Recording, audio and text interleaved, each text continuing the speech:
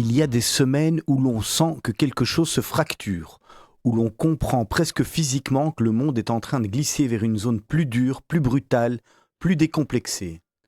Cette semaine, pendant l'allumage de la première bougie de Hanouka, des Juifs ont été attaqués. Pas par hasard, pas par confusion, mais parce qu'ils étaient Juifs, parce qu'ils allumaient une lumière. Et c'est peut-être cela aujourd'hui le plus inquiétant. Ce n'est pas seulement la haine, c'est la volonté d'éteindre les fêtes, éteindre les symboles, éteindre les visages, éteindre la présence juive dans l'espace public. Pendant que certains détournent le regard, pendant que d'autres relativisent, expliquent, contextualisent, les Juifs, eux, continuent d'enterrer leurs morts, de soigner leurs blessés et d'allumer leurs bougies. Hanouka, ce n'est pas une fête folklorique, c'est un acte de résistance, un rappel que dans l'histoire juive, la lumière n'a jamais été naïve, elle a toujours été déterminée. Ce soir, nous recevons Joël Rubinfeld, président de la Ligue contre l'antisémitisme, et ce n'est pas un hasard. Car ce qu'il observe depuis des années est aujourd'hui devenu impossible à nier. En Belgique, l'antisémitisme n'est plus marginal, il n'est plus feutré, il n'est plus honteux, il est visible, il est assumé et parfois il devient violent. La question n'est donc plus est-ce que l'antisémitisme existe ? La vraie question est jusque nous sommes prêts à l'accepter avant de dire stop. Et c'est précisément pour cela que Radio Judaïka existe. Depuis 45 ans, cette radio n'a jamais varié. Quand il fallait parler, elle a parlé. Quand il fallait résister, elle a résisté. Quand il fallait informer sans céder à la pression, elle l'a fait. Radio Judaïka, ce n'est pas une radio d'ambiance, c'est une radio de vigilance, une radio de mémoire, une radio qui dérange parfois. Et c'est précisément pour cela qu'elle est nécessaire. Cette semaine, nous continuons 3 jours de collecte, pas pour grossir, pas pour séduire, mais pour tenir. Tenir notre indépendance, notre liberté de ton, notre capacité à dire ce que d'autres préféraient taire. Nous vous demandons si vous croyez en cette mission de mettre en place un ordre permanent, quel que soit le montant, parce qu'un engagement régulier, même modeste, c'est une voix qui continue d'émettre, c'est une rédaction qui continue de travailler, c'est une ligne qui ne plie pas. Et malgré tout ce que nous traversons, nous sommes encore là, juifs et belges, attachés à ce pays, attachés à cette démocratie, attachés à cette conviction profonde. On ne combat pas la haine en disparaissant, on ne répond pas à l'obscurité en se taisant. Allumer une bougie de Hanouka aujourd'hui, ce n'est pas un geste anodin, c'est dire clairement vous n'aurez pas notre peur, vous n'aurez pas notre silence, vous n'aurez pas notre effacement. Ce soir, on ne va pas détourner le regard, on va nommer, on va analyser, on va refuser les faux semblants, parce que tant qu'il restera une flamme, tant qu'il restera une voix libre, tant qu'il restera une vérité à dire, alors l'obscurité n'aura pas gagné. Bienvenue à tous et à toutes. Bonsoir dans On se dit tout, sur tout ce qu'on pense, avec en plateau ce soir Joël Rubinfeld, président de la Ligue contre l'antisémitisme notamment. Bonsoir Joël. On va allumer tous les micros. Voilà, Joël, on espère que ça va. Hein. Bonsoir Olivier. Voilà, les micros sont allumés. Merci d'être avec nous à ce rendez-vous du jeudi à 17h.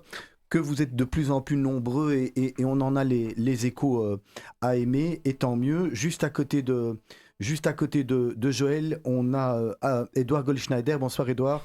Bonsoir Olivier. Voilà, en pleine forme également. Bonne fête de Hanouka. Bonne fête à toi aussi, bonne fête à tous. Merci. Et juste en face, Isaac Franco qui est également avec nous, qui est chroniqueur et animateur de l'émission Chercher l'erreur tous les lundis, et on en a de plus en plus à chercher des erreurs. Bonsoir Isaac.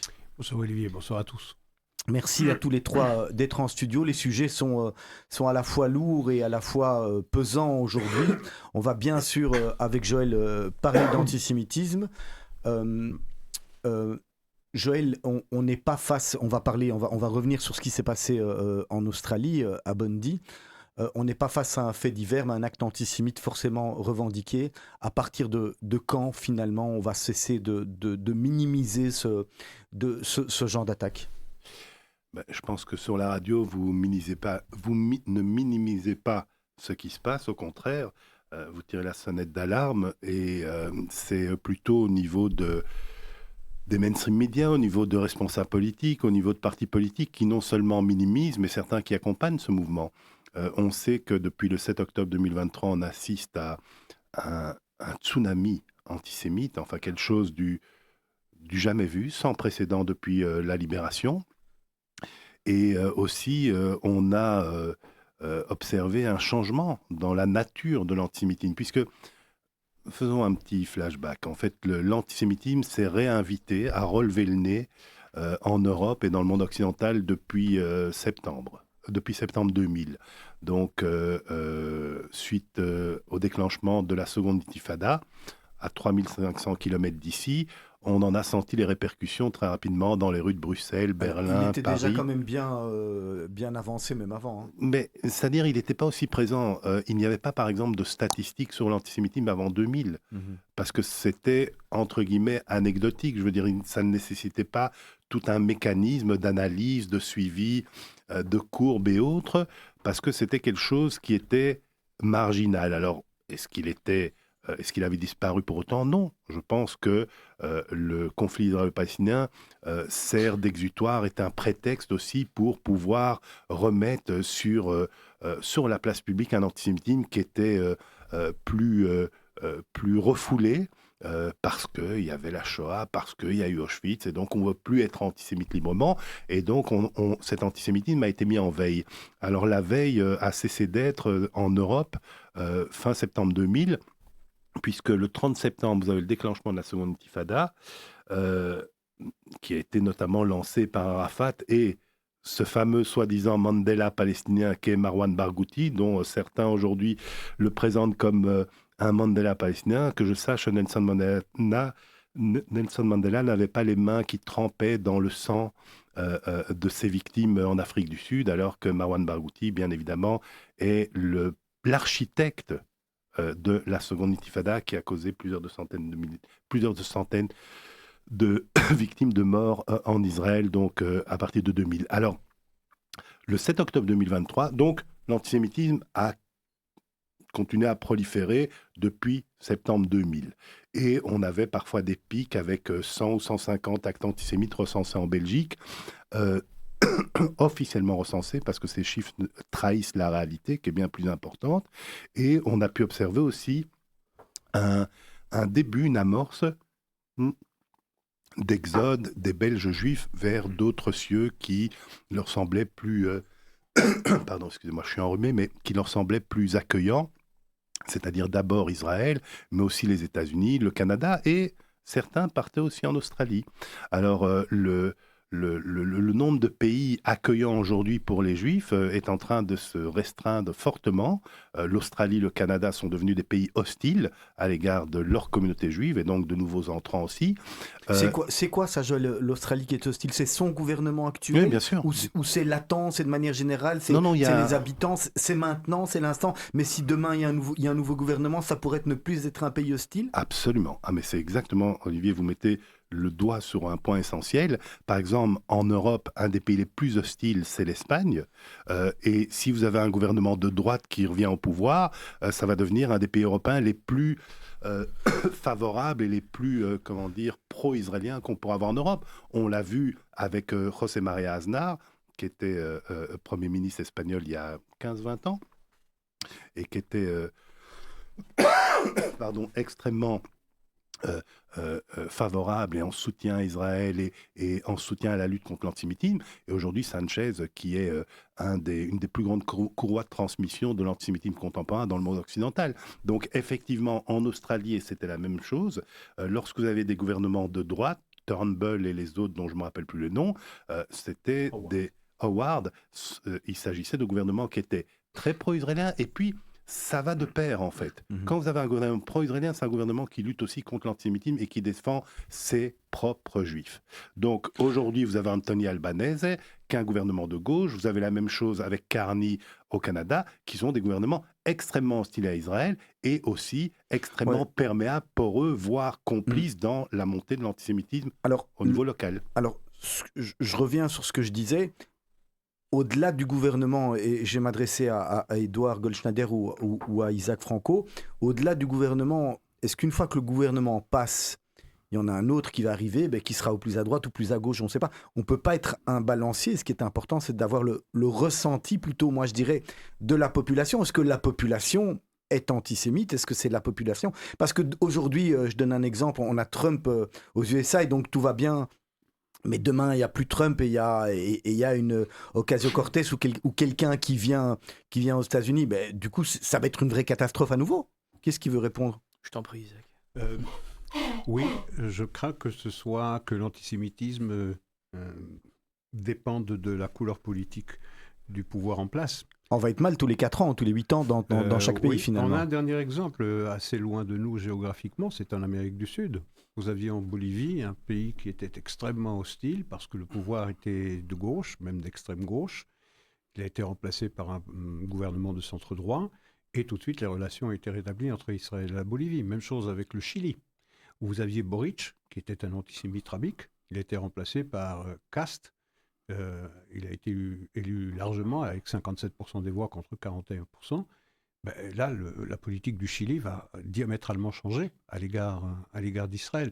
Donc, effectivement, en fonction de la couleur politique. Oui, mais vous dites à l'égard d'Israël, mais c'est pas qu'à l'égard d'Israël, car c'est l'antisémitisme qui... Mais ça va ensemble. Il y a une corrélation évidente. Ça va de pair. C'est ça. Oui, ça va ensemble. Il y a un parallélisme évident. Lorsque vous défendez Israël, vous défendez votre communauté juive locale. Mais c'est vrai que c'est effrayant de constater qu'en fonction de la couleur politique du gouvernement, vous aurez une parenthèse de sérénité, et puis lorsque les élections s'ouvriront à des partis de gauche, vous aurez une période difficile à traverser. Et aux États-Unis, c'est un peu la même chose. Pour l'instant, il y a Donald Trump, mais on reviendra aussi, parce que le Parti des Républicains, il est traversé par des courants qui sont parfois hostiles à Israël. Les dernières déclarations de J.D. Vance laisse penser que si c'est lui qui est le candidat aux élections présidentielles en 2028 et qu'il est élu, et qui estime que l'antisionisme, ça n'est pas de l'antisémitisme, c'est sa déclaration d'hier, pas plus tard qu'hier, c'est J.D. Vance, et c'est le favori pour prendre la suite de Donald Trump, et c'est le Parti républicain. Donc, il y a malheureusement, et le 7 octobre 2023 a exhumé un antisémitisme refoulé qui se trouvait sous le tapis, contrairement à ce que la logique commandait. Plutôt que d'avoir un mouvement d'empathie à l'égard des Juifs génocidés le 7 octobre, c'est tout le contraire qui s'est produit. Cet antisémitisme refoulé qui se trouvait sous le tapis, désormais, on vit en plein dedans. Et la parole antisémite, elle a été banalisée, elle a été normalisée, elle a été légitimée. Au point qu'un candidat à la présidence aux États-Unis estime que ne pas aimer Israël, être anti-Israël, n'est pas nécessairement de l'antisémitisme. Et un candidat de droite, Édouard Goldschneider. Oui. Mais moi, je voulais plus insister sur le premier point, c'était que pour moi, la réalité politique trahit la gauche aujourd'hui, parce qu'on entend toutes les gauches européennes, je ne vais pas parler au-delà de l'Europe, on va rien que parler de celles en Europe, qui viennent nous expliquer qu'ils ont apparemment l'agilité intellectuelle de dissocier ce qui se passe en Israël de l'antisémitisme pour lequel nous luttons tous. Sauf que dans les faits, dès qu'ils arrivent au pouvoir et qu'il y a des gouvernements de gauche qui arrivent, il y a une corrélation immédiate et absolue entre l'antisionisme et l'antisémitisme qui vont de pair. Et donc, c'est la preuve irréfutable qu'on voit que ces politiques de gauche qui sont censées être des politiques d'antiracisme, mais qui sont aujourd'hui en fait des politiques d'antiracisme antisémites aujourd'hui, puisque l'antisémitisme pour eux est un sujet à part qui ne mérite pas de se battre contre cette réalité-là, tout est légitimé de par le fait qu'ils ont cette politique très hostile envers Israël. Et du coup, ils n'arrivent pas, au sein de leur base, au sein de leurs militants, au sein de leurs élus, à pouvoir faire en sorte d'ordonner les troupes à uniquement lutter, soi-disant, contre la politique du régime israélien, mais absolument pas lutter contre l'antisémitisme. On le voit un peu partout. Quand on a un gouvernement en Espagne qui est d'extrême gauche, on a un gouvernement extrêmement antisémite et extrêmement antisioniste. Donc on n'arrive pas à dissocier les deux. Et ça, je trouve ça assez grave pour revenir sur ce que tu disais sur qu'allons-nous faire s'il n'y a pas d'alternance gouvernementale ? Et le deuxième point, là malheureusement, c'est ce que dit très bien Isaac, c'est que si on étend au-delà de l'Europe, quand on a des partis qui sont même censés être de droite et qui sont censés nous défendre, nous, la communauté juive. Malgré tout, l'antisionisme arrive à unir des partis qui sont censés être aux opposés. Et avec la déclaration de J.D. Vance, que j'ai vu aussi une réponse sur Twitter à une ultra-conservatrice qui est anti-Israël, ça laisse à penser qu'effectivement, dès que Donald Trump quittera ses fonctions, j'espère du coup le plus tard possible, on est dans l'inconnu sur quel va être vraiment l'engagement et concernant sa politique vis-à-vis d'Israël et aussi face à l'antisémitisme. Et je pense qu'aujourd'hui, il y a un total abandon de la gauche qui est un abandon électoral, puisqu'il y a des réservoirs électoraux aujourd'hui pour la gauche qui sont tout à fait hostiles à une défense équivoque d'Israël et des Juifs. En fait, le lapsus est révélateur parce que pour eux, l'un ne va pas sans l'autre. Donc alors, j'ai une question à vous poser à tous les trois. On reviendra dans le sujet tout de suite. Mais est-ce que cela veut finalement dire qu'on n'a qu'une safe place dans le monde, c'est Israël ? Parce qu'on n'a pas envie d'être balancé tous les 4 ans et de se ramasser et d'être mal tous les 4 ans. Parce que le Brésil, c'est la même chose. Il y avait Bolsonaro, il y a Lula qui est revenu. On va où finalement ? Bon exemple. Et l'Argentine. J'allais L'Argentine aussi. Donc il y a 4 pays qui illustrent ce balancier. La Bolivie, le Chili, j'en ai parlé. Et puis il y a le Brésil, c'était Bolsonaro qui avait une position pro-israélienne, et puis il a été remplacé par Lula, extrême gauche. Même chose en Argentine, mais dans le sens inverse, où on a remplacé le régime de Kirchner par Milei. Et on voit une différence fondamentale.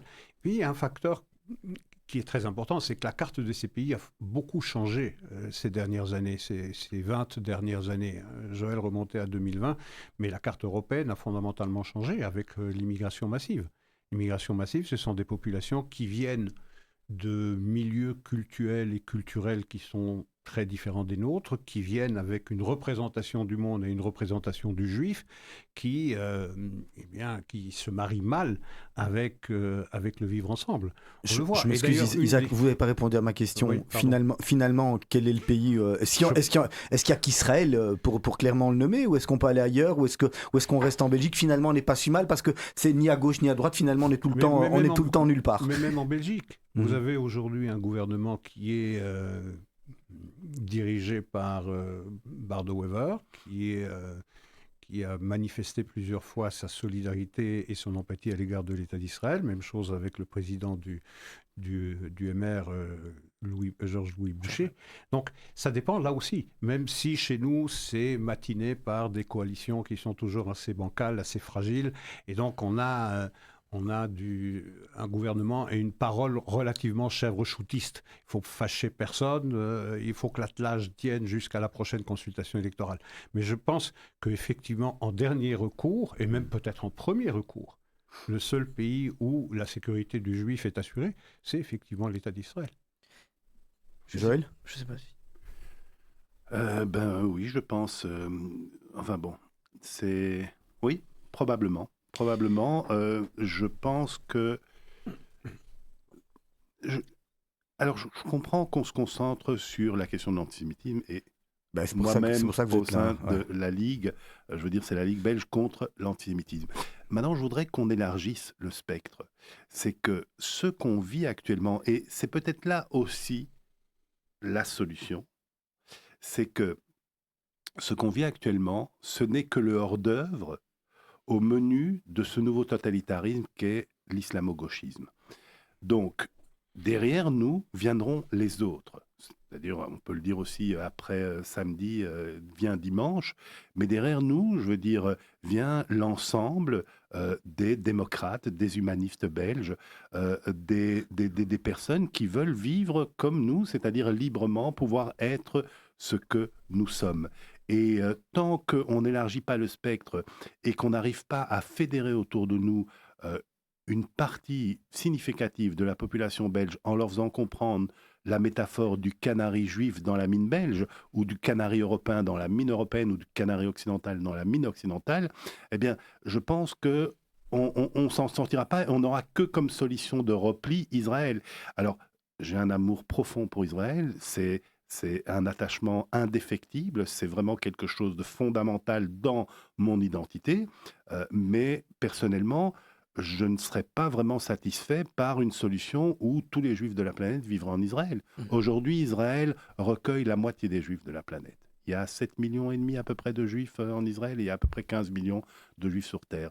Je trouve d'abord que c'est très bien qu'il y ait une diaspora. Moi, personnellement, quand je vais en Israël, je perds ce côté, si vous voulez, d'être... Défenseur d'Israël. Non, pas défenseur d'Israël. Je perds ce côté, si vous voulez, d'être minoritaire. J'aime bien avoir un statut minoritaire. C'est très challenging. Je veux dire, vous devez toujours vous remettre en cause et réfléchir à votre condition et évoluer dans un spectre plus large.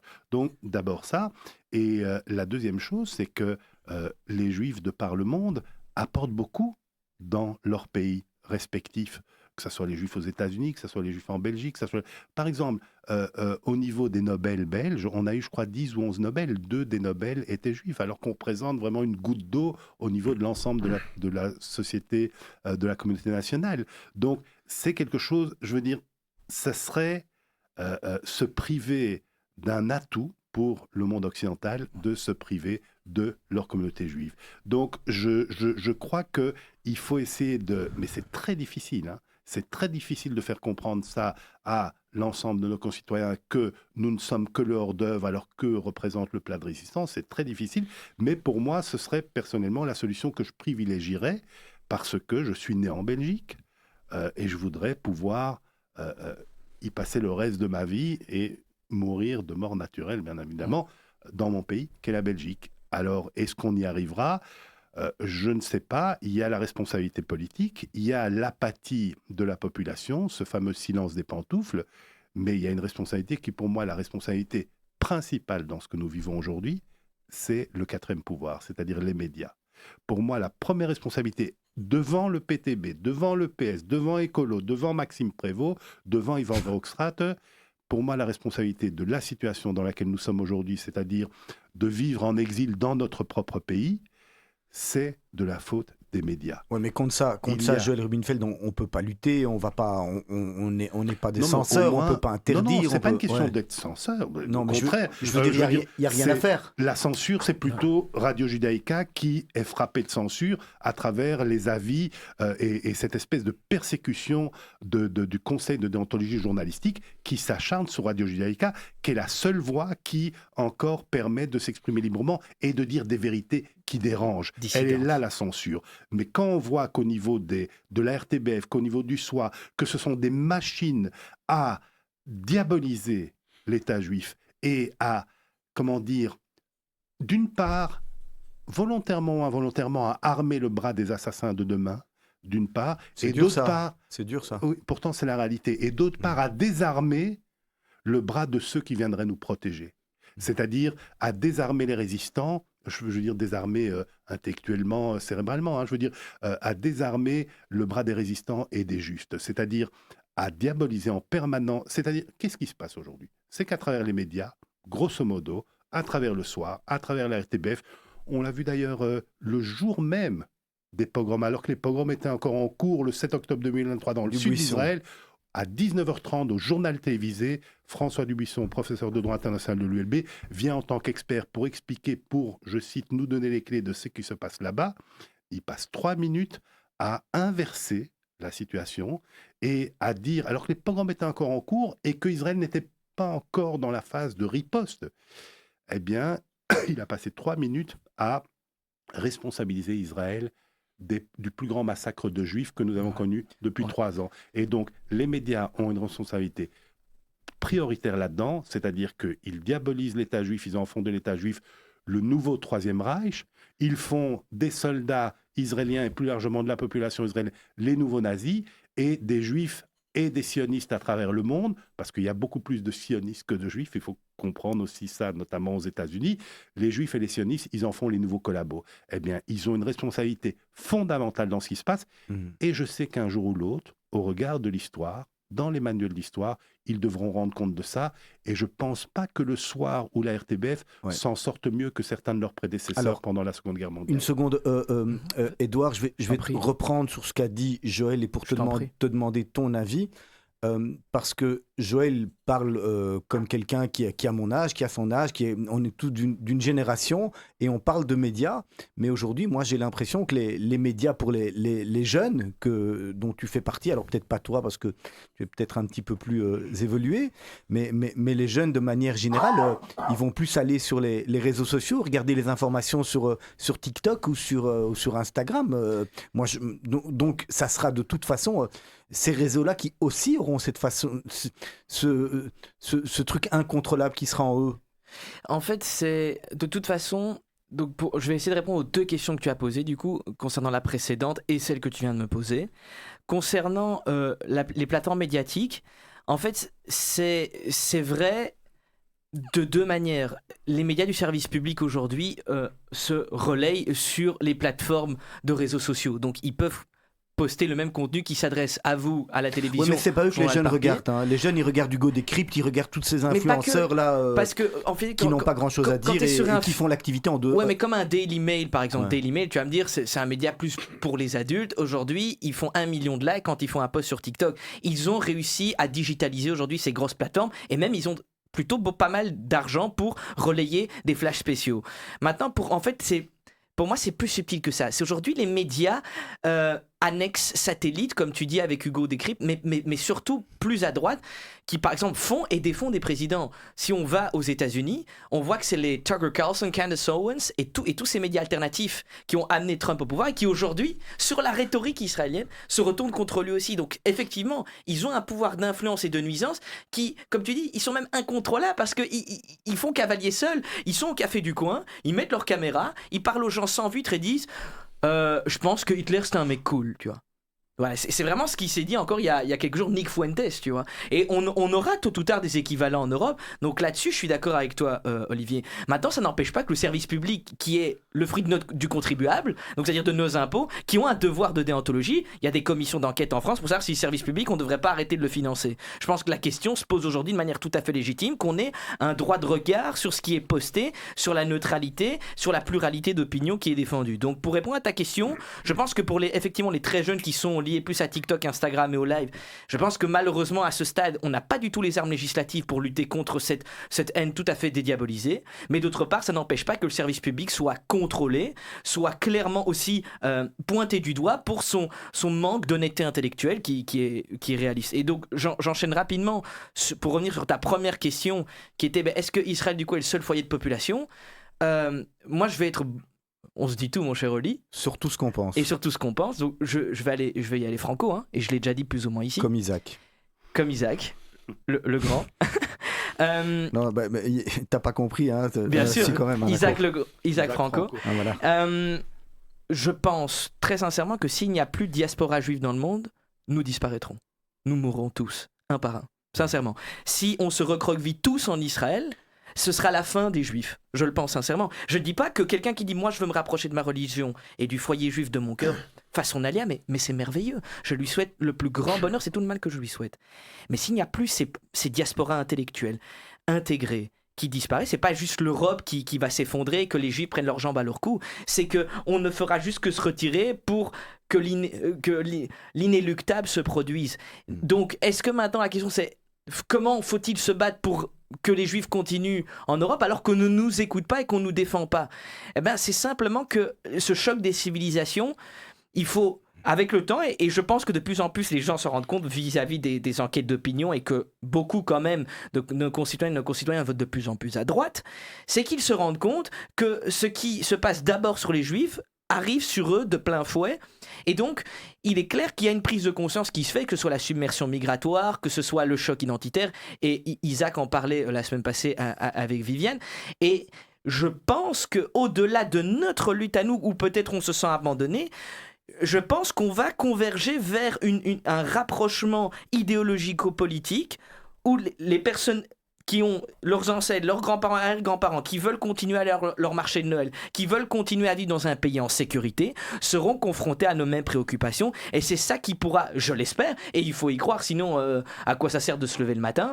Alors oui, on devra, comme tu dis Olivier, tous se recroqueviller en Israël, mais si ça arrive ce jour-là, ce ne sera pas du coup par choix qu'on ira en Israël, mais par nécessité. Et si c'est le cas, ce ne sera pas de beau jour devant nous. Ça, c'est Alors, sûr. le 16, 17 et 18 décembre, c'est-à-dire aujourd'hui, je fais une petite aparté, vous pouvez rejoindre le club des Amis de Radio Judaïka, bit.ly/les Amis de Judaïka. Vous pouvez faire un don, 5 €, 10 €, 20 €, 50 €, 100 €. Ce que vous voulez, c'est un don pérennisé, c'est un ordre permanent, comme si vous alliez prendre un nouvel abonnement Netflix ou ce que vous voulez. Voilà, je voulais le dire, c'est important. Isaac, est-ce qu'on peut dire qu'on est entré dans une phase où les Juifs sont visés non plus pour ce qu'ils font, mais pour ce qu'ils sont, et ils le sont visiblement? Ni pour ce qu'ils font, ni pour ce qu'ils sont, mais pour ce qu'on pense qu'ils sont. C'est pas Ouais. encore la Ouais, même c'est chose. ça. C'est tout ce qu'on projette, tout ce qu'on fantasme sur le juif. Je crois que dans la situation que nous traversons aujourd'hui, les principaux responsables sont effectivement les médias. C'est eux qui façonnent l'agenda politique, c'est eux qui installent dans les esprits ce que la représentation du monde, la représentation d'Israël comme l'incarnation du mal le plus achevé, et c'est aussi l'immigration. C'est aussi l'immigration de masse et la submersion migratoire, parce que, je le répète, nous importons des populations qui, pour une bonne partie d'entre elles, ont à l'égard d'Israël ou des Juifs un regard hostile ou un regard sceptique ou de mépris. Je vais me faire l'avocat du diable sur ce que vous dites, hein, Isaac, là, par rapport... les immigrés ne sont pas des diables, loin de là, mais j'essaie d'un peu de retourner l'histoire. Tous les immigrés qui viennent ne sont pas tous hostiles à l'égard d'Israël, à l'égard des Juifs. Mais ils proviennent pour la plupart de sociétés, je parle de l'immigration qui vient du bassin méditerranéen, hein, d'Afrique du Nord essentiellement.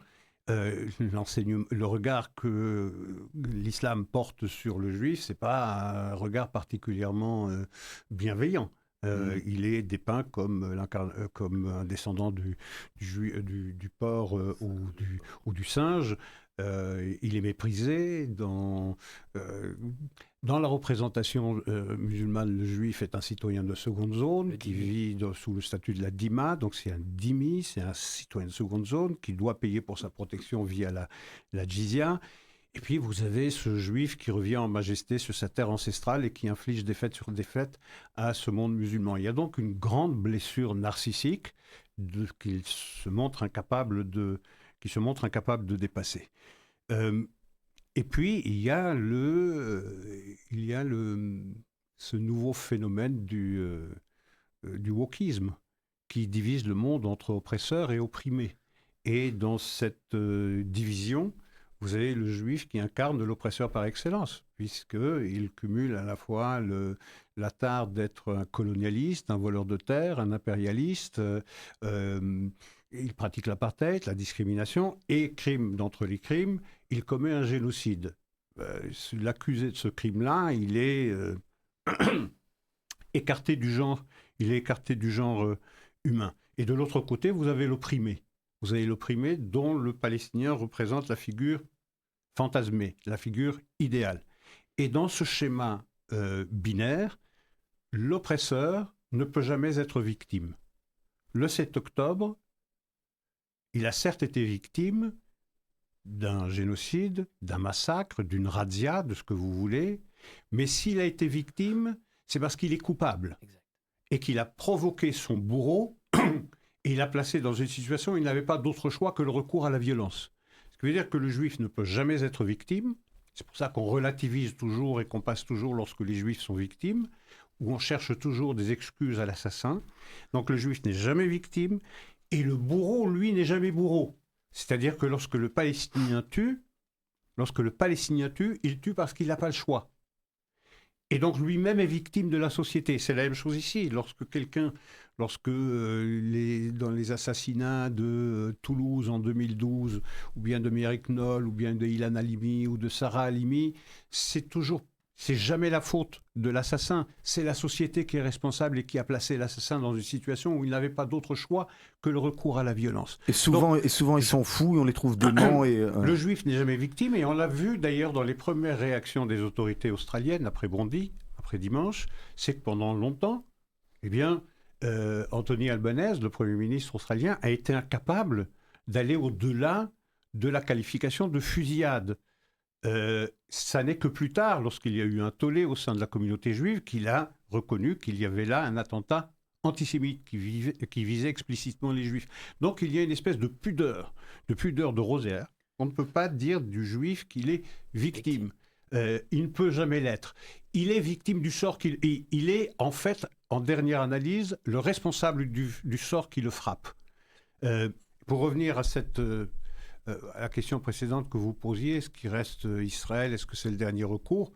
Mais idéalement, je suis d'accord avec, à la fois avec Joël et avec Édouard. L'idéal, c'est d'avoir un judaïsme partagé entre Israël, entre l'État juif et la diaspora. C'est l'idéal, bien évidemment. Mais on ne luttera pas contre l'antisémitisme ambiant jusqu'à mettre la vie, la sécurité de nos enfants. Si nous, on est... Et on ne peut pas déménager tous les 4 ans dans un autre pays, là où est un gouvernement qui n'est pas hostile aux Juifs. Si nous sommes prêts à nous battre ici, nos enfants, lorsqu'ils sont en âge d'étudier, on les met à l'abri, forcément. Eh bien, ça crée un mouvement. Les enfants partent, et puis les parents et puis les grands-parents, ils suivent. C'est pas un choix délibéré. Tout le monde souhaiterait vivre sereinement et mourir tranquillement dans le pays dans lequel il est né et dont il a la nationalité, mais ça n'ira pas au détriment de sa sécurité physique et de la sécurité surtout de ses enfants. Un mot tous les trois sur cette personne qui a eu un acte héroïque, un acte de bravoure et qui a été pour sa sécurité attraper le terroriste. C'était le jeune, le fils du terroriste et l'a ceinturé. C'était le père. C'était le père Ahmed Al-Ahmed, c'est le père qui l'a ceinturé. Ouais. C'est quand même un acte qu'on peut qualifier d'extraordinaire. Il y a plusieurs actes héroïques. C'était formidable ce qu'il a fait. Malheureusement, mais bon, c'est tout à fait compréhensible. Je dirais, il n'a pas neutralisé définitivement la personne qui l'a désarmé. Et quand on voit toute la séquence, en fait, le père terroriste, après avoir été désarmé, il est retourné rejoindre son fils, terroriste de père en fils, et continuer donc à tuer de manière indiscriminée tous les juifs qu'il trouvait sur la plage. Mais cet acte en soi est héroïque. Il y a plusieurs actes héroïques en fait qui ont été relevés, notamment ce couple une autre vidéo, Gurman, ce couple M. Gurman et sa femme qui ont été aussi assassinés par un des terroristes. En fait, ils les ont interceptés juste quand ils sortaient de la voiture avec leurs armes. Et ils ont directement compris donc qu'ils allaient commettre cet attentat. Il a essayé de s'interposer. Malheureusement, ils ont tous les deux été tués par les terroristes. Puis vous avez aussi ce rabbin. Vous avez aussi cette vieille personne qui était sur la plage et qui pointait du doigt et qui a détourné l'attention des terroristes, et qui a sauvé quelques vies, mais il a payé de sa vie. Et puis le rabbin, j'ai lu ça aujourd'hui, en fait, le rabbin s'est dirigé vers les terroristes en leur implorant d'arrêter, en essayant c'est cette foi, en fait, cette foi dans l'humanité, de se dire même dans le pire de l'homme, de ce que l'humanité peut produire de pire, il y a peut-être une étincelle d'humanité. C'est vraiment la leçon aussi des lumières de Hanouka. Et il a été vers les terroristes en suppliant d'arrêter. Et malheureusement, ils n'ont pas arrêté et ils ont tué le rabbin Schlager. Donc effectivement, c'est dans chaque drame, il y a quelques lueurs d'espoir. C'est vraiment l'enseignement qu'on voit en fait de Hanouka. On est en plein dedans. Ouais. Je pense que, parce que je finis rarement sur une note positive, donc pour une fois je vais en avoir une. Je pense que cet homme est un héros et je suis pas surpris. Pourquoi ? Parce que j'ose espérer qu'il n'y ait pas que des gens juifs qui nous écoutent sur Radio Judaïka, parce loin de là. J'en suis certain que non. Et donc c'est pour montrer aussi que la communauté juive, nous sommes des gens qui sommes cultivés, qui connaissons les autres religions. Et quand on parle effectivement en négatif de l'islamisme, nous avons une réelle connaissance de ce qu'est l'islam et aussi de la communauté musulmane. Les immigrations juives ont grandi en France, à Sarcey, sont arrivées ensemble avec des musulmans. Donc nous comprenons aussi la communauté musulmane. Et je veux aussi dire qu'il y a aussi une grande partie de la communauté musulmane qui veut s'occidentaliser. En fait, le problème de cette immigration que Isaac mentionnait, c'est qu'on a des gens qui ne comprennent pas la phrase « à Rome fait comme les Romains ». Ils viennent comme ils sont. Ils viennent imposer leur culture et considèrent que leurs lois et leurs préceptes d'ailleurs prédomine sur les lois de la République, sur les lois du pays dans lequel ils viennent. Mais les pays comme au Maroc, en Arabie Saoudite, à Abu Dhabi, etc., on a une grande partie de la communauté musulmane qui est moderne, qui veut s'occidentaliser et qui veut vivre dans le monde libre. Et dans cette dynamique-là, on a une grande partie de la communauté musulmane qui est éduquée, qui comprend les autres religions et qui a des valeurs partagées aux nôtres, qui sont celles de la tolérance, du respect. J'ai réellement, profondément, des amis de la communauté musulmane qui m'ont envoyé des messages, qui m'ont dit clairement qu'ils ont été bouleversés par ce qui s'est passé. Et donc je ne suis pas surpris de cet acte de bravoure parce qu'il ne l'a pas fait nécessairement parce que c'était des juifs, il l'a fait parce que c'était des êtres humains. Et donc je ne suis pas un bon samaritain, un idéaliste, mais c'est pour dire qu'il y a aussi des socles de valeurs qui peuvent dominer, surtout quand on a ce parcours d'intégration de juifs et de musulmans qui vivent dans le même pays et que ça a existé pendant plusieurs années et que je pense que ça peut toujours prédominer si on a des bons modèles de société, si on a des modèles d'État forts, on peut arriver à maintenir ce contrat social et je pense que c'est possible. Cet homme courageux, j'ose croire, même si je ne suis pas un naïf, il est loin d'être le seul et qu'il n'y a pas des exceptions. C'est parce que c'est cette tyrannie de la minorité qui nous envoie partout en enfer et on n'entend que. Et malheureusement, je vais devoir terminer parce que je vais devoir après vous quitter, mais je voulais insister sur ce point-là, donc je vais quand même écouter la réponse d'Isaac. Mais je trouvais que c'était important pour une fois de dire qu'il n'y a pas que du négatif partout. Voilà. C'est sûr qu'il n'y a pas que du négatif partout. Je crois qu'une intégration sereine et efficace ne peut être poursuivie qu'à partir du moment où le nombre des immigrés le permet. Lorsque vous en avez trop, c'est impossible. C'est clair. Vous ne pouvez intégrer des populations qui viennent de l'étranger, en particulier lorsqu'elles ont d'autres référents culturels et culturels, qu'à partir du moment où ils ne sont pas trop nombreux. Lorsqu'il y a l'effet de nombre, eh bien, il y a cette tentation qui est parfaitement légitime, normale, de chercher à imposer ses propres valeurs à la société d'accueil. C'est dans cette situation que l'on se trouve. Et puis, il y a un autre aspect, c'est que la communauté musulmane, pas seulement dans notre pays, mais partout en Occident, fait l'expérience du statut minoritaire. Je vois très bien ce que tu veux dire. C'est nouveau. Donc, ils ont l'habitude de vivre en majorité, d'imposer leurs lois. Et pour la première fois, nous avons une vieille, très très longue expérience éprouvée du statut de minorité. Mais pour les musulmans qui vivent dans nos sociétés, c'est la première fois qu'ils expérimentent le statut de minorité. Et donc, ça ne vient pas sans effet pervers. Je voudrais terminer cette petite intervention sur, dès le lendemain du 7 octobre 2023, en Australie, puisqu'on parlait d'Australie. Le 8 octobre 2023, devant le concert, là où il y a le palais, le palais de Sydney, il y a eu une manifestation où on a crié « Gas the Jews ». Ou « Where are the Jews ?» Ça veut dire « Où sont les Juifs qu'on puisse les poursuivre ?» Dès le 8 octobre. C'est-à-dire qu'Israël était encore, le sang des martyrs était encore tiède, eh bien, dès le lendemain, on demandait, les foules qui étaient autorisées à manifester, demandaient à gazer les Juifs. Et ça fait 2 ans que pratiquement au quotidien, dans toutes les grandes villes occidentales, il y a une manifestation qui n'est pas pro-palestinienne, qui est une manifestation pro-Hamas, qui fait en réalité l'éloge de la prétendue résistance. Ça a mis 2 ans et 1 mois à Amnesty International pour reconnaître que le Hamas a commis un crime contre l'humanité, même s'il a matiné le résultat de son rapport en disant « mais il ne faut pas oublier qu'Israël a commis un génocide ».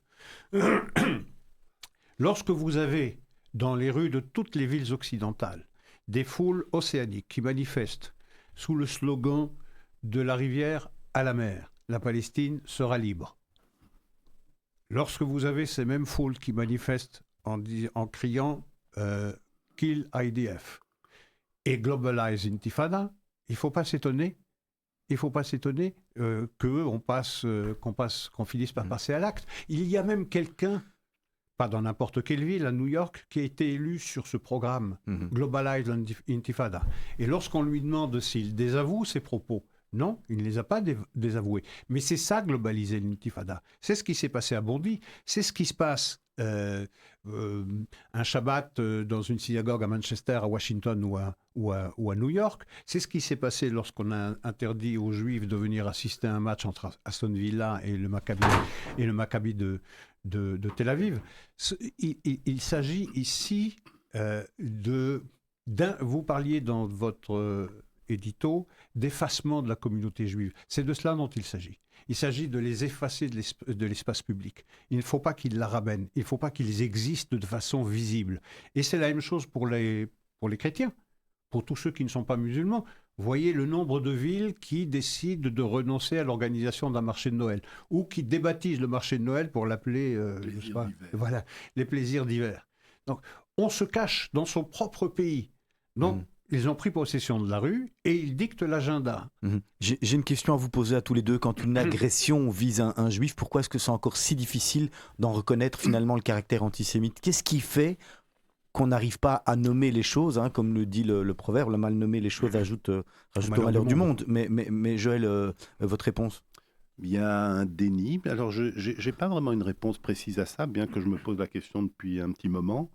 On le voit notamment au niveau d'UNIA, leurs critères pour valider ou non un acte antisémite. Donc, c'est un réel problème parce que UNIA fausse la donne au niveau des chiffres réels. Hein.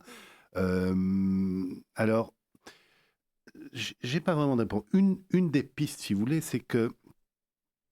de réflexion, c'est que on a été habitué à une telle intensité, une telle violence, quelque chose en fait d'inouï, sans égal, lorsqu'il s'agit de la violence antisémite. Par exemple, Auschwitz, je veux dire l'extermination en masse, c'est un méga-pogrom Auschwitz en fait. Hein. C'est un méga-pogrom qui a été organisé par le pays le plus discipliné et le plus évolué de l'époque, je veux dire l'Allemagne. Et donc, j'ai l'impression que l'étalon qu'on a, enfin, je ne sais même pas si c'est le cas, mais c'est une piste de réflexion, l'étalon qu'on a pour qualifier quelque chose d'antisémite, c'est la référence à Auschwitz. Ce qu'il faut comprendre, c'est qu'avant d'arriver à Auschwitz, il y a toute une série d'étapes qui nous amènent à cela. Et donc, l'antisémitisme ne commence pas à Auschwitz, l'antisémitisme termine à Auschwitz. C'est la fin de ce processus de l'antisémitisme. Mais l'antisémitisme commence bien avant, lorsqu'on fait des listes, lorsqu'on fait des lois antisémites, lorsqu'on discrimine. Et les discriminations, aujourd'hui, elles existent. Hein. Lorsque je vous parlais tout à l'heure de changement de nature de l'antisémitisme, il y avait un antisémitisme en Belgique à partir de septembre 2000, et puis on a basculé à partir du 7 octobre 2023, dans les jours qu'on suivit ou semaines, dans un antisémitisme d'État. Eh bien, parler d'antisémitisme d'État, ça veut dire qu'au niveau des différents rouages du pouvoir, que ce soit l'exécutif, le législatif, le judiciaire et en parallèle le quatrième pouvoir que sont les médias, eh bien on a vu qu'il y a plusieurs choses qui se sont mises en place et qui ont participé, qui ont légitimé, qui ont validé, qui ont donné un blanc-seing à l'antisémitisme. Au niveau judiciaire, on pourra prendre l'exemple de le tribunal correctionnel de Gand qui acquitte Herman Brusselmans, chroniqueur à IMO, qui écrit dans un des principaux hebdomadaires flamands « Je suis tellement en colère de ce que je vois à Gaza que j'ai envie de planter un couteau dans la gorge de chaque juif que je croise dans la rue. » Donc il écrit ça. On aurait pu croire, si on changeait la signature, on aurait pu croire que c'est sorti du Sturmer ou de Je suis partout, de la presse collaborationniste dans les années 40. Eh bien non, c'est aujourd'hui, enfin c'était le 24 octobre 2024, le 24 août, je pense, 2024, dans le magazine Humo, eh bien, le tribunal correctionnel de Gand a été saisi de l'affaire et a acquitté Herman Brusselmans. Ça veut dire qu'en Belgique, on a la théorie. La théorie, c'est la loi de 1980 et 1995. 1980 contre le racisme et la xénophobie, 95 contre le négationnisme, qui ont été remodelés dans la loi de 2007. Ça, c'est la théorie. Et la pratique, c'est que ces lois, en fait, ne servent à rien, puisqu'on a le droit de dire « j'ai envie de tuer chaque juif que je croise dans la rue ». Et c'est plus pervers que cela. Quand on lit tout l'article, qu'on va jusqu'au bout, à un certain moment, Herman Brusselmans se dit « mais quand je dis tous les juifs, est-ce que c'est aussi le vieux juif que je croise dans ma rue, qui est très gentil et tous ces trucs-là » Non, peut-être pas lui. Enfin si, quand même, lui aussi. Vous comprenez ? Il y a vraiment, c'est du Rebattet, c'est du Céline, c'est vraiment les auteurs, ce sont les plumes de la presse collaborationniste qui aujourd'hui officient dans des mainstream médias. et qui légitime en fait tout ce que nous vivons actuellement. Donc il y a cette difficulté à qualifier l'acte antisémite, peut-être parce que on place la barre trop haut au niveau du repère, de l'étalon. C'est ça. Et il y a aussi cette espèce de, pour certains, paratavisme, en fait. Quand ils peuvent se farcir du juif, eh bien, ils le font. Et aujourd'hui, c'est le grand soir pour les antisémites. Ouais. Aujourd'hui, de nouveau, on peut dire, alors on ne dit pas mort au peuple juif, on dit mort à l'État juif, à travers le slogan From the River to the Sea. Est-ce qu'on peut encore croire à cette distinction, je me refais l'avocat du diable, entre antisionisme et antisémitisme aujourd'hui? Aujourd'hui, c'est un délit de se déclarer antisémite. Donc on se réfugie derrière la formule antisioniste. C'est Yankelevitch qui tenait ce propos. L'antisionisme, c'est l'occasion donnée à tout le monde d'être antisémite en toute bonne conscience, en toute légitimité. Donc c'est une mutation. C'est une mutation de l'antisémitisme, mais c'est qu'un changement de nom. Je pense que le problème principal ici, c'est l'habitude, c'est cette installation par cette répétition dans les journaux, à la radio, dans les télévisions, dans les réseaux sociaux. Cette banalisation de la parole antisémite qui fait que ce tabou antisémite, il a sauté. Et il a commencé à gauche, à l'extrême gauche, il n'a pas été combattu.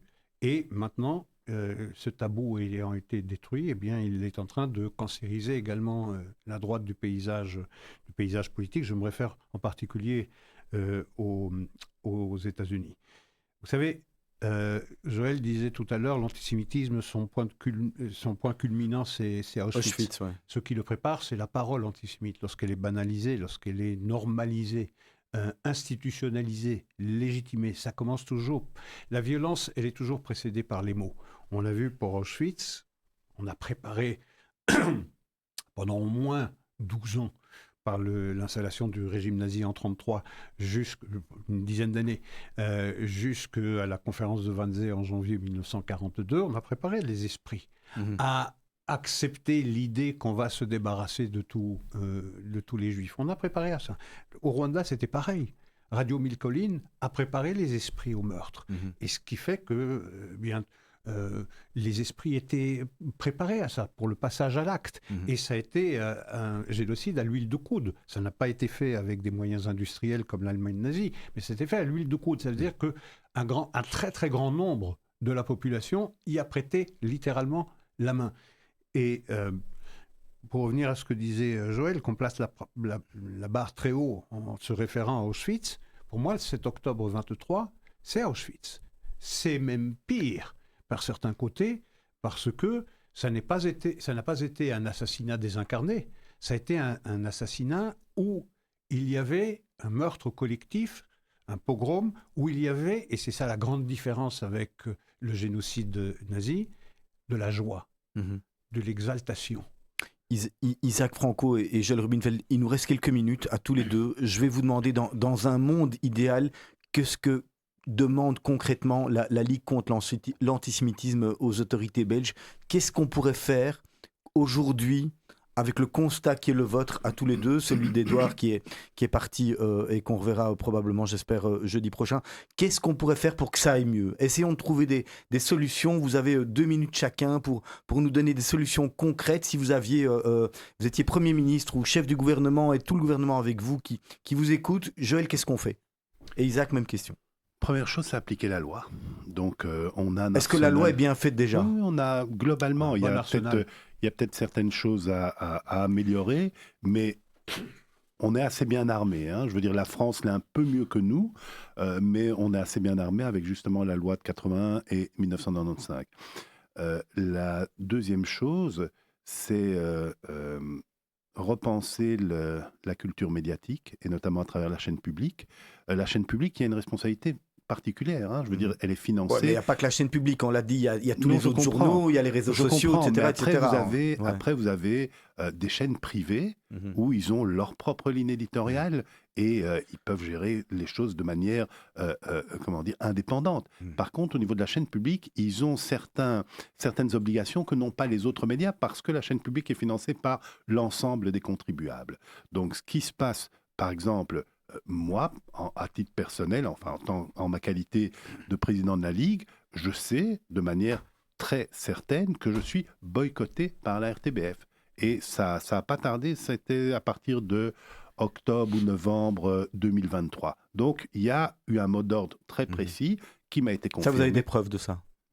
C'est une personne... On vous l'a dit en tous les cas. Oui, c'est une personne, un responsable de la RTBF, donc, qui en a témoigné auprès d'une personne qui m'est proche. Donc, ça, c'est la deux. Et puis, on le voit d'ailleurs dans les faits, et de la manière dont ils ont couvert aussi la manifestation du 10 décembre 2023 contre l'antisémitisme, en témoigne aussi. On pourra y revenir là-dessus une autre fois. La troisième chose, c'est, et c'est le plus important en fait, et c'est d'ailleurs le plus important, j'espère qu'un jour, il y aura un État palestinien qui vivra à côté de l'État d'Israël. Mais pour cela, il y a des préalables. Et le préalable le plus important, il y a le ministère le plus important dans la structure de l'autorité palestinienne qui, j'espère, un jour sera réformé et débarrassé de son président négationniste Mahmoud Abbas, puisque sa thèse universitaire était une thèse négationniste sur justement la Shoah, c'est le ministère de l'Éducation. C'est pas le ministère de l'Intérieur, c'est pas le ministère de la Défense, c'est le ministère de l'Éducation. C'est que vous devez former une génération de Palestiniens à accepter de vivre à côté des Israéliens, à côté de l'État d'Israël et non à la place. Eh bien, la même chose, alors on n'a pas exactement le même problème ici en Belgique, mais la même chose, c'est l'éducation. C'est l'éducation. Et si moi j'étais ministre de l'enseignement en Belgique, eh bien, plutôt que d'organiser ces voyages à Auschwitz pour les jeunes, qui sont très importants, c'est très important, mais il y a un aspect pervers, en fait, il y a un effet pervers aujourd'hui avec les voyages à Auschwitz, puisque d'une part, on va montrer aux jeunes ce que... Allez Joël, 10 secondes s'il vous plaît, je voudrais ce qu'Isaac qui s'est passé termine. à Auschwitz, et d'un autre côté, on présente Israël comme un État nazi, donc ça se retourne, c'est d'emmener des jeunes en Israël et de leur montrer qu'Israël est un pays ouvert où ils aimeraient vivre, un pays où tout le monde peut vivre sur le même pied d'égalité. Isaac, 30 secondes. Tout ça pour l'arsenal législatif, je pense qu'il est assez riche. Il faudrait peut-être l'actualiser, oui, sans doute. Et puis, pratiquement, dès aujourd'hui, demain, c'est interdire des manifestations qui sont manifestement pro-Hamas et surtout interdire des slogans comme de la rivière à la mer, la Palestine va être libre, gazer les Juifs ou bien globaliser l'intifada. Commençons par interdire cela, ce serait déjà pas mal. Merci beaucoup, messieurs. Merci à tous et à toutes d'être venus participer à cette émission. On se dit tout sur tout ce qu'on pense. Pour ma part, je vous souhaite à tous et à toutes d'excellentes fêtes de Hanouka. Je vais vous retrouver d'ici quelques secondes en direct d'XL pour l'allumage de la 5e bougie, si je ne me trompe pas ce soir. C'est la 5e. Et puis je souhaite à tous nos auditeurs de confessions qui ne sont pas juives un joyeux Noël pour la semaine prochaine. On sera déjà le 25. Passez tous de bonnes fêtes. Que ce monde soit enfin illuminé que de bonnes intentions. Je vous rappelle Radio Judaïka, le club des amis de Judaïka, bit.ly. N'hésitez pas à donner 5 €, 10 €, 20 €, 50 €, 100 €, ce que vous voulez. C'est un ordre permanent. Vous aiderez votre radio. Passez une bonne soirée. D'ici quelques instants, vous allez retrouver Blaise van der Linden pour le journal. Et juste après, c'est une émission spéciale, émission de clôture qui aura lieu justement de ces 3 jours de collecte avec Didier Cohn et Blaise van der Linden. Passez une bonne soirée à tous et à toutes. Et demain matin, à partir de 7h, vous retrouvez Lisbeth Kemoun.